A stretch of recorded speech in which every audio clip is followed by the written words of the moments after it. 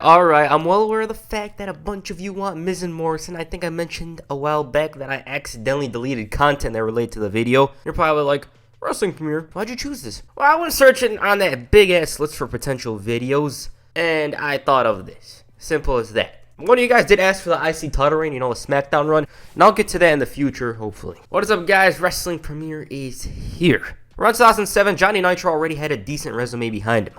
Two-time tag team champion, two-time intercontinental champion. He was only in the early part of his career. Some did have high hopes for him and expected the guru of greatness to ascend to the highest level. However, in his road to success, Nitro experienced a hell of a lot of bumps. WWE never seemed to take him that seriously compared to others. His charisma alongside his unorthodox high-flying moveset made Morrison one of the most popular wrestlers in his first run. Is it a case of not striking when the iron's hot? Well, in my opinion, yeah. But with that said, yes, I'm going to do more Johnny Mundo, Nitro, Morrison, whatever the hell you want to call him videos. I'm very interested in talking about what he did in Lucha Underground, and I feel that's where other people started liking him more.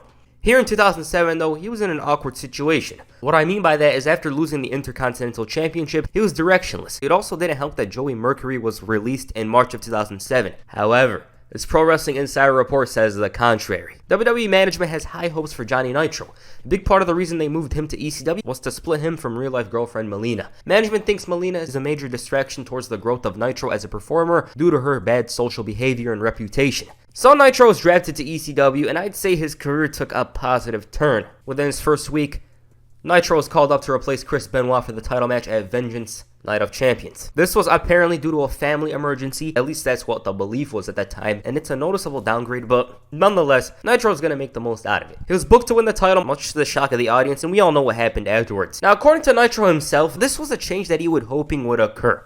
And I quote, that whole day, it was supposed to be Benoit versus Punk, and then Benoit didn't show up, so like 3 hours later, WWE officials were like, what are we gonna do? Chris isn't here. Like, we're either going to have to replace him, well, who's on ECW? And they're like, Morrison and Kevin Thorne, one of those two. And then for 2 hours, I was like, please don't show up, Chris. Please let it be me and not Kevin Thorne. And he ended up not showing up. I ended up winning, and I was super excited and happy. And then when we found out what happened, I felt like the biggest douchebag in the world. It was really crappy. It was a really crappy, tragic situation. Damn. Just so weird to think about. Still to this day, it just feels weird, John Morrison, Johnny Nitro, he won the title because of an incident that we do not like to talk about. It's basically like that, he was hoping that Benoit didn't show up. I would feel very, very off about this whole situation. In light of that tragedy, John Cena paid a visit to ECW 2 days later to face the new champion, Johnny Nitro. This match wasn't no squash or anything like that, and he managed to hold his own. But as expected, though, Nitro lost because 1, this was the face of the company, and 2, this was 2007 John Cena, who was essentially the 2007 Patriots. It's definitely a very forgotten gem. Following this, the new champion blamed this loss on an illness. He twisted this in his favor and told Punk and Burke that regardless of the number 1 contender, no one's taking the title away from him. A few minutes later, they had one of their world famous matches, but seriously, no lie, this wasn't bad. Punk, of course, scored the W to receive a title shot, and all Nitro could do is remind him who's champion. As a result of the match being booked for the Great American Bash, each man was allowed to choose their opponent's challenger for the following week. Nitro got Tommy Dreamer. Dreamer was a tough opponent, but Nitro had that new champion's boost and won it clean. As for CM Punk, he got Kevin Thorne. Again, the match was a struggle, but he found a way out, only for Thorne to attack him afterwards. The champion thought it was best to attack here, but almost paid the price. For some reason, they booked a rematch the following week, with Nitro facing Tommy Dreamer in an Extreme Rules match. Despite his back against the wall, the champion showed that he's real comfortable in an extreme environment. Man was being whacked with trash cans, drop-kicked without any warning, but he adapted to the situation and drop-toe hold Dreamer to win it. What? A drop-toe hold? 2007 version of me would kick out of that damn thing, but Tommy Dreamer couldn't. I don't want to sound whiny about that. It's just funny to me. But with that said, July 17, 2007, at least from my perspective, is one of the most memorable nights in Johnny Nitro, John Morrison's career. Once the sun set, it was revealed that Nitro was holding a press conference. His agent revealed that this was the final night Johnny Nitro is on ECW. Later that night, he reiterated the statements, much to the excitement of the fans. Turns out, he changed his name. To what that is, well, nobody knew yet. But one thing to note is that Nitro substantially changed his look.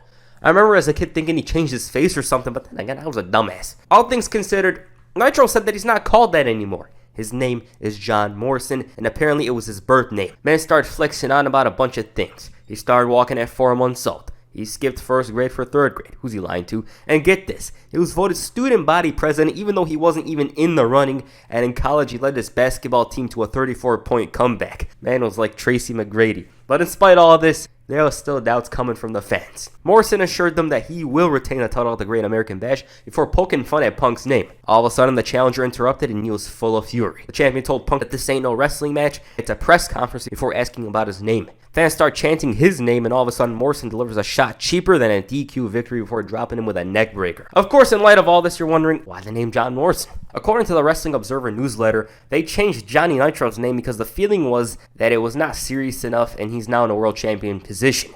Vince felt people wouldn't take him seriously with the gimmicky Johnny Nitro name, and a whole bunch of people, including Dusty Rhodes, Dave Lagana, WWE.com writer Jen Hunt, and others came up with suggestions for a new name. Vince picked the John Morrison name, and that one was likely chosen because the similarities between Hennigan and the deceased 60s rock star Jim Morrison are quite striking. As for Morrison himself, he said something a little different, and I quote, "Basically, Vince McMahon thought that Nitro reminded him of WCW when I became the ECW champion. Like, he had a couple of times mentioned to me, if you're going to be a real star, you need a real name. Just one day, he was all, you gotta change your name. So I made a list of names that day. Mostly movie star names. John Brando Morrison, Dean Brando Morrison, Brando. Anyways, a whole bunch of weird things. I had a couple of Johnny Hollywood type things in there too. They just eventually settled on John Morrison because they liked my look as compared to Jim Morrison. It's what they went with, and it's what I'm known as now. I mean, Morrison does resemble Morrison, and honestly, it was an improvement over Nitro, who had a much lower ceiling in my opinion. That wouldn't matter, obviously, looking at it now. On the topic of Sunday, well, it's one of the matches that ever happened.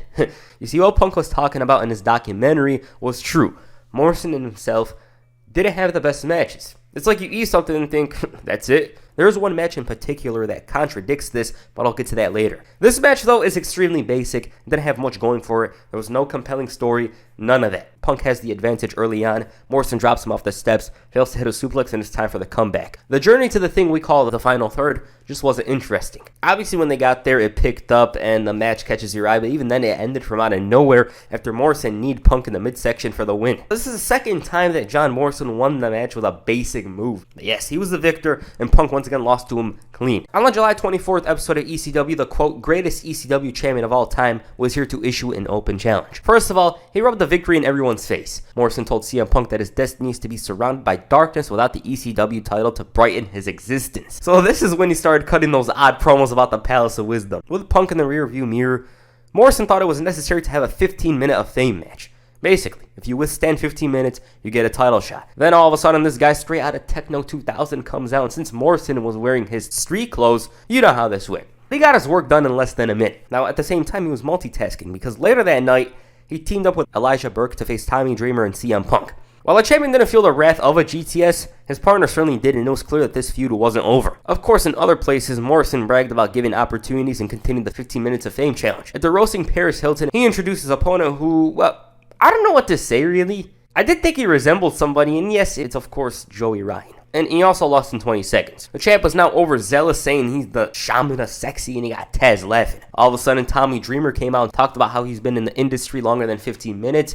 And I should note that he forgot to mention that he lost by a drop toe hold. Elijah Burke followed and said that Dreamer is prehistoric when it comes to ECW and questioned the whole 15-minute thing, telling him that he's 15 years past his time. Damn. He laid his claim for a title shot, and all that was missing was a certain straight-edge individual. CM Punk asked for one last shot, but Morrison declined, saying he went through a grueling match. This man's entrance was more of a struggle than the damn match. However, he wanted these three to face off in a match with the winner challenging him next week, and then if he loses, or if they withstand the 15 minutes, they get the title shot. What a stretch. It's like buying a PS5 at retail price. You have to go through this big-ass hassle, and who knows if you get what you want. As expected, CM Punk scored the W. What this meant was he was going to face him in a 15-minute of fame match. Ahead of the match itself, Morrison told him that they don't serve Pepsi at the Palace of Wisdom and proclaimed tonight to be the end of Punk's relevancy. The straight-edge wrestler, on the other hand, said that he's going to approach this match the way he's always approached matches. Simple as that. So about this one, both men were given plenty of time. 15-minute time limit, of course, and I'd say it was better than the last two matches. Morrison early on managed to hold Punk back from breaking through and doing something. He then responded in a huge way, but it didn't result in a victory just yet. After the commercial, there was only 4 minutes left, and all Punk had to do was not lose. Simple as that. The pressure was on Morrison, and he upped the intensity and aggression, but the problem was, he was accidentally time-wasting and screwed himself over. Momentum was by the opponent's side, but even then he wanted the victory. Punk didn't want to withstand the time, and from out of nowhere though, Morrison connected with a backbreaker neckbreaker combo. At this point it was high drama and it felt like anything could happen. Punk with a roll-up, Morrison with a kick to the face, and with 20 seconds left, the champion decided to wrap it up. Nope, he's caught in the GTS. 1, 2, 3. Punk won it with 5 seconds left. All they did was add a timer and made this match more dramatic. It was slowly building to those final moments, and because of this, the match was way better than the last ones. After that, Punk finally beat Morrison, showing that he was actually capable of doing it, with Armando Alejandro Estrada, the new ECW GM. His first order of business was to hold a contract signing for the ECW title match at SummerSlam. Already, Morrison roasted Punk and said that this is the closest he'll ever be to earthly paradise. What's even funnier is that he said Punk couldn't last 15 minutes in the ring with him. He offered a sound rebuttal to this, mentioning the victory, and so the champion took this discussion to a different place, saying Punk is not capable of being champion. In a moment's notice, he was shut up, and CM Punk said that while he didn't wear fur coats in August, he'll be wearing the ECW title at SummerSlam. Seeing as these two were all fired up, Estrada booked the two men in some tough matches. Punk was first and he faced Big Daddy V. Unfortunately for him, it didn't really end so well, but Morrison, on the other hand, had a better outing than Punk did. Matter of fact, he lost only because he was so aggressive, but it didn't matter because Boogeyman dropped him a few seconds later. It almost got worse, but the Guru of Greatness saved himself. Unfortunately for him, he took yet another L to CM Punk on Saturday night's main event, managed to bounce back in a tag match on ECW. With regards to SummerSlam, yeah, it was much better than I expected, because everyone talks about these matches like it's Triple H and Orton. The action after the third minute was ridiculously fast. Morrison was taking a beating from Punk, who was relentless on the attack, but he got too ambitious, and from out of nowhere, Morrison cheated to win it. It always got close,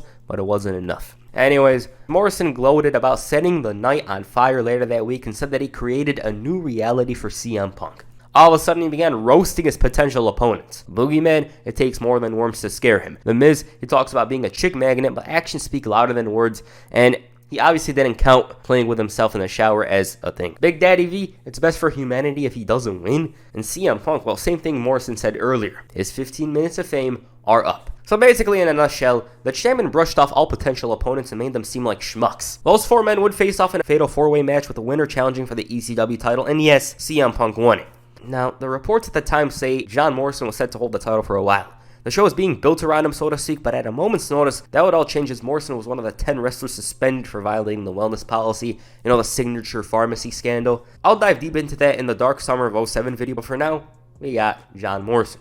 In light of Morrison's suspension, we all know how it went, but it's about the journey there. At this point, the ECW roster, hell, the WWE roster was thinner than my collection of WCW videos. It was a big problem here, and basically, even if they didn't want CM Punk to win it, they didn't have anybody else. Armando Estrada finally acknowledged Punk's losses and said that if he does it again tonight, well, he can never challenge for the title. As for the champion, he saw himself as a person who the fans could believe in, and whatever Punk says, it's illusions, and he doesn't even look like a champion. He picks his tattoos from a coloring book and said, quote, "You look like a straight-edge Blink-182 groupie who cried himself to sleep when he couldn't sneak backstage." Morrison promised to show why he's champion tonight as well. Fast forward to the end of the night, and when I tell you this match was good, I mean it. For me, it's a top 3 match from this iteration of ECW, hell, maybe even top 2. The story heading into it was simple. CM Punk couldn't quite keep Morrison's shoulders down on the mat when it mattered the most. He earned these opportunities and even beat Morrison in a couple of non-title matches, and it was do or die. Unlike Matt Hardy post-2005, in big match situations, he didn't die here. One thing to mention is that Cincinnati was going crazy over him. They played their roles extremely well and the night was perfect. From the moment where they were trading holds, the crowd was very into the match. The challenger mostly edged Morrison out with swift kicks and springboards.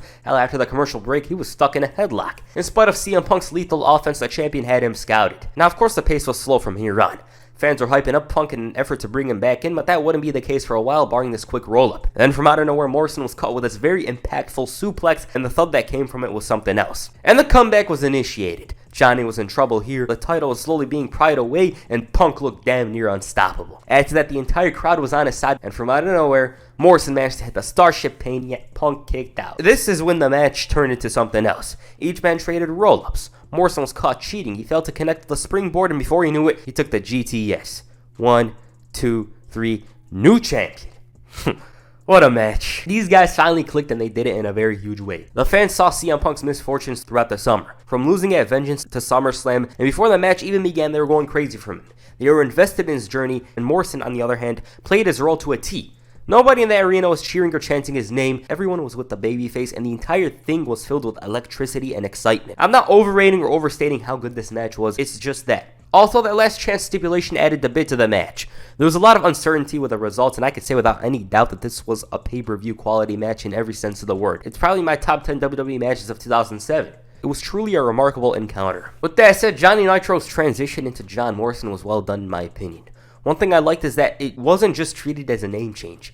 Morrison changed his look a bit. His talking cadence was a stark contrast to how he usually spoke, and the verbiage itself was very different. He'd be talking about being the guru of greatness or the palace of wisdom, and he was basically a delusional man who was spewing randomness. Like that one time, he's like, CM Punk's destiny is to be surrounded by darkness without the ECW title to brighten his existence. What was random quotes got me cackling while making this video? It's a shame that his reign ended abruptly, but at least Morrison dropped it to CM Punk at the right time, because that man was losing far too much. Alright, we got this done.